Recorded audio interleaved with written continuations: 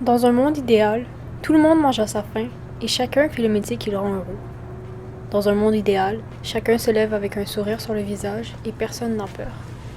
Dans un monde idéal, chaque soir, tout le monde a assurément un toit où dormir en rentrant.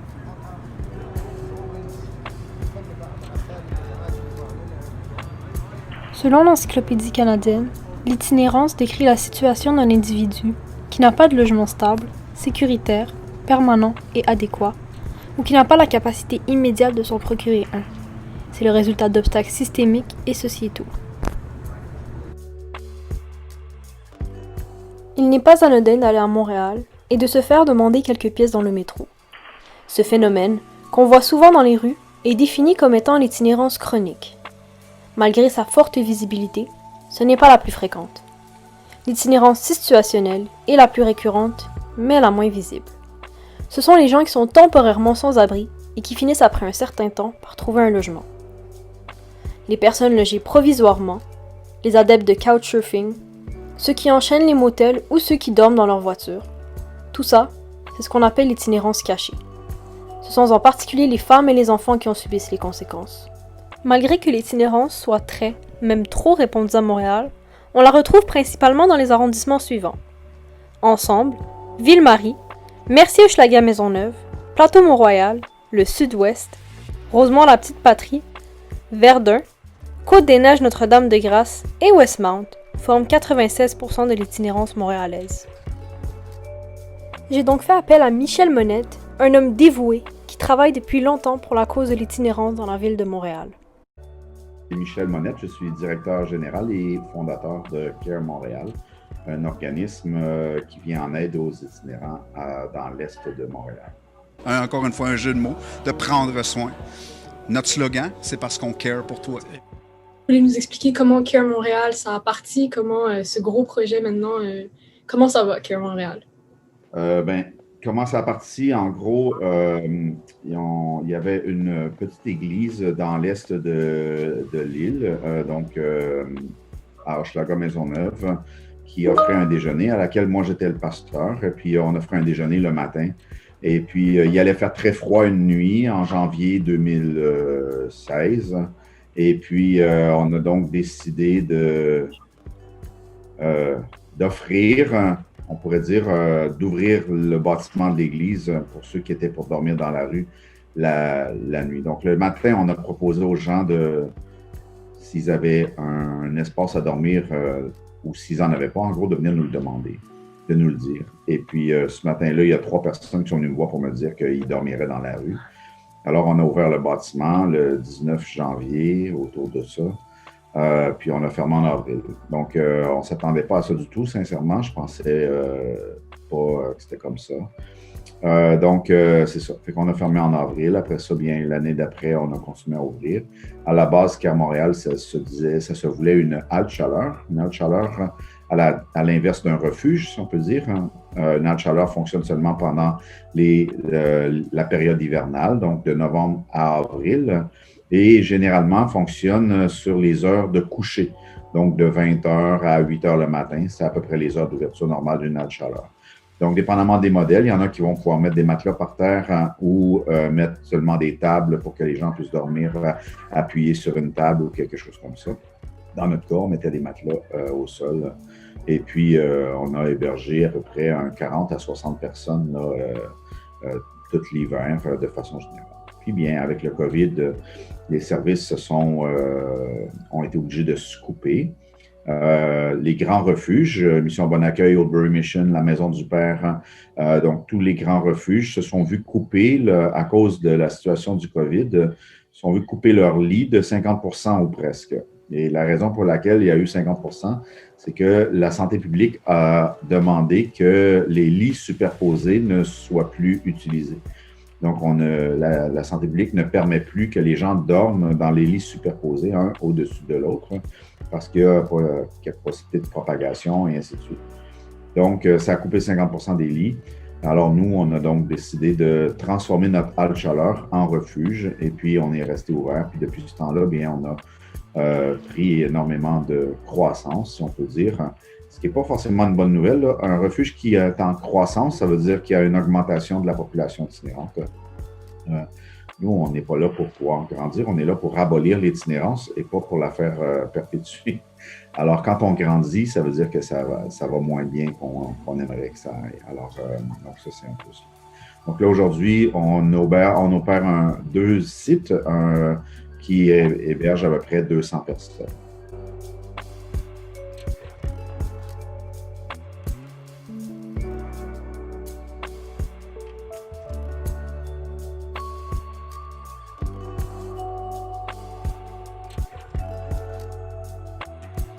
Autre que la crise du logement, quelles sont les grandes causes de l'itinérance? Parce qu'on a un taux d'itinérance quand même très haut à Montréal. Désinstitutionnalisation, donc c'est un grand mot, là, mais les gens le gouvernement, en réalité, a coupé dans les frais institutionnels, dans les hôpitaux psychiatriques. Les gens ne peuvent plus rester là. Donc, si tu es un problème de déficience intellectuelle ou de problèmes de santé mentale majeurs, comme de la psychose et ainsi de suite, ils vont te garder si tu es un danger pour toi ou pour la société. Mais à partir du moment où tu n'es plus un danger, que la médication fait le travail et tout ça, ils vont te retourner dans le système. Et là, bien souvent, tu n'as pas la capacité de garder ton logement, de payer le loyer, ainsi de suite. Il y a des problèmes de dépendance associés à ça aussi, la drogue et tout ça. Donc, il fait que là, il y a une itinérance chronique dans ce cas-ci. Donc, des gens qui ne sont pas en mesure de garder un appartement parce qu'ils ont une incapacité de gérer un budget, ainsi de suite. Donc, il y a de l'itinérance chronique dans ce sens-là, les problèmes de drogue, de santé mentale, de déficience intellectuelle. Il y a tout ce qui touche aussi, bon, forcément, à une vie un peu compliquée, la prostitution, la criminalité et tout ça, va faire que il y a tout ça. Donc là, si tu as fait des mauvais choix puis que ton crédit n'est pas bon, ça va être très difficile pour toi de trouver un appartement aussi. Puis dans un état où il y a plus de locataires qu'il y a de locations, bien forcément, les propriétaires ont le choix, puis ils vont prendre celui qui va avoir un meilleur crédit. Donc, il y a tout ça. Donc, la santé mentale, la déficience intellectuelle, la dépendance à toutes sortes de choses, drogue, alcool, sexe et ainsi de suite, les problèmes affectifs, la vie sociale dans laquelle on est, ainsi de suite, et puis le monde de consommation dans lequel on vit va faire là, que l'itinérance est en croissance. Les personnes en situation d'itinérance doivent faire face à divers problèmes, dont des problèmes de santé, des problèmes de dépendance et des problèmes de justice. Les problèmes de santé mentale ont amené certaines personnes à la rue ou ont été révélés par celles-ci. Ils vivent énormément de solitude, de détresse psychologique et d'isolement social. Tous ces facteurs augmentent la fragilité et la vulnérabilité de leur santé mentale. Ces problèmes sont très durs à vivre au quotidien. Mais, en situation d'itinérance, ces problèmes limitent leur accès à certains services. Par exemple, l'accès au logement. La dépendance peut amener plus de maladies qu'on retrouve particulièrement chez les personnes en situation d'itinérance, comme le VIH, le sida et les hépatites. Vivre à la rue avec une dépendance, c'est encore davantage se vulnérabiliser, dans la mesure où notre quotidien est centré sur la consommation. Survivre devient plus périlleux.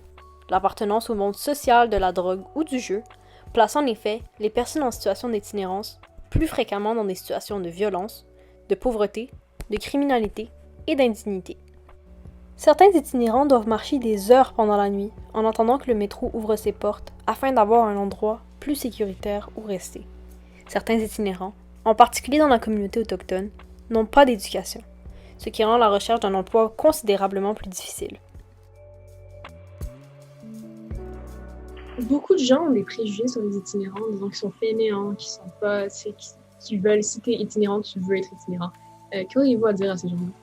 Qu'est-ce que j'aurais à dire aux gens qui ont des préjugés envers les itinérants? Je dirais, un préjugé, c'est jamais bon. Même si on appelle ça un préjugé favorable, des fois, dans certains systèmes, ça demeure un préjugé. On ne devrait pas avoir ça. On devrait se faire une idée par nous-mêmes et aller voir et poser des questions. Est-ce que ces gens-là sont fainéants? Il y en a. Donc oui, il y en a dans tout le système. Et je dis toujours, l'idiotie est distribuée également dans toute la société. Okay? Alors, à l'inverse de la richesse, l'idiotie se distribue très, très également dans toute la société.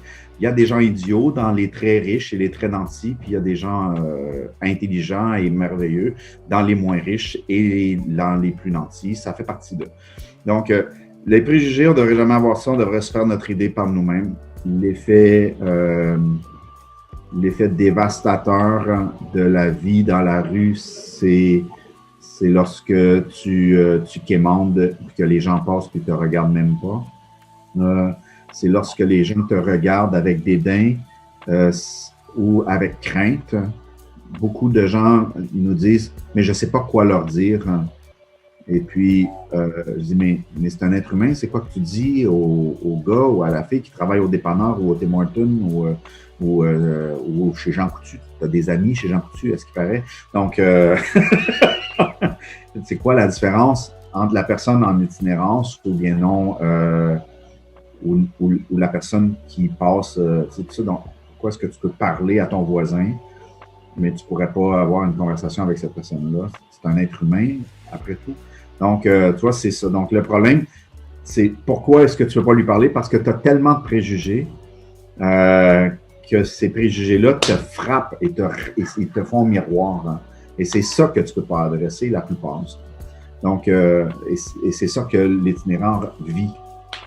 C'est qu'on lui remet dans la face que c'est un échec de la société.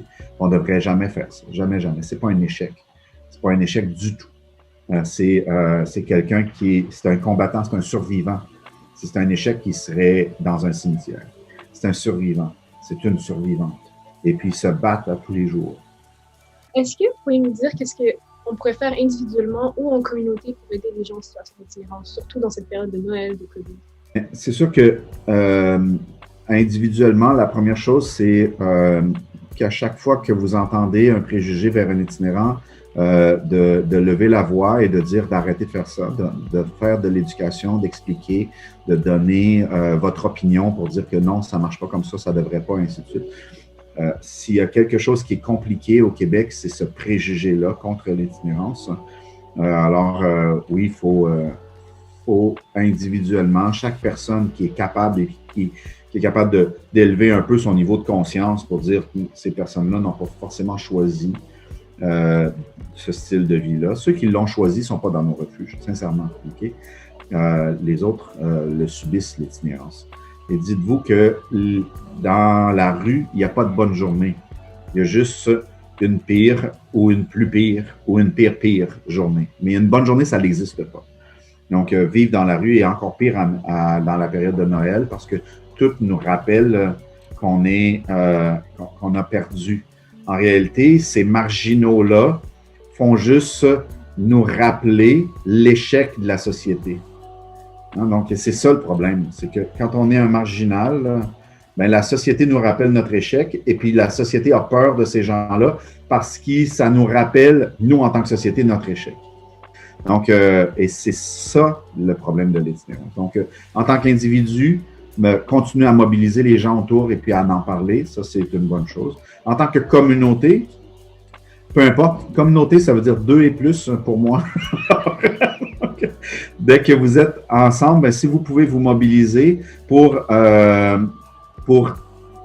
soit trouver des dons, de l'aide et ainsi de suite, c'est une bonne chose. Mais d'étirer tous ces dons sur plus que la période de Noël de 5 jours, là, du 20 au 25. Les dons rentrent énormément dans une période comme ici. On a des montagnes de vêtements qu'on ne sait plus quoi faire pour pouvoir trier. On a besoin de gens pour venir trier ces vêtements-là et tout ça. Et puis, le 27 décembre, on n'aura plus rien. Puis, au 30 janvier, il n'y aura plus de vêtements. Donc, communautairement, mobilisez-vous, entrez. Et puis, bien, peu importe où est-ce que tu habites, il y a des gens en situation d'itinérance ou en état de précarité autour de toi. Peu importe là où tu vis, ça va toujours être là. Donc, que tu habites dans une banlieue chic ou dans une centre-ville ou dans l'est ou dans le sud d'une ville, peu importe où tu es, il y a des gens qui sont en état de précarité et qui ont des besoins. Et puis, de ne pas juger le besoin et de ne pas donner, en anglais, on dit string attach, de ne pas donner avec les gens, souvent, ils viennent me voir et ils me disent oh, mais moi, je ne veux pas donner un itinérant, il va prendre puis il va aller s'acheter de la drogue avec. Oh, mais c'est pas ton argent, tu lui as donné, rendu à lui, il fait ce qu'il veut avec. Donc, quand tu donnes, donne avec un cœur généreux, pas avec un cœur de laisse faire. La drogue, si c'est une dépendance, c'est un besoin aussi fondamental que la nourriture. Alors réponds à son besoin, laisse-lui, donne-lui 20$, il va aller l'acheter sa roche, puis ben au moins, il ne va pas le voler, et puis il ne va pas créer un méfait ou faire quelque chose de grave pour avoir ce qu'il a besoin. Donc, c'est dur, qu'est-ce que je dis là, mais c'est la réalité. Un besoin demeure un besoin, et dans la dépendance, ben, cette dépendance-là est aussi un besoin que de manger, que d'avoir un toit, que d'avoir des vêtements. J'ai toujours eu l'impression de ne pas assez aider les gens autour de moi. Si je pouvais prendre toute la misère du monde et la mettre sur mes épaules, je le ferais. Pourtant, c'est impossible pour moi de faire ça, et encore moins toute seule. C'est pour ça que je crois que c'est avec des petites actions qu'on pourrait éliminer la journée de quelqu'un et possiblement changer le monde. Ça commence par Michel Monette, qui lui se lève tous les jours pour aider les gens, ou simplement par moi, qui vous montre cette vidéo. Les itinérants sont des gens comme vous et moi.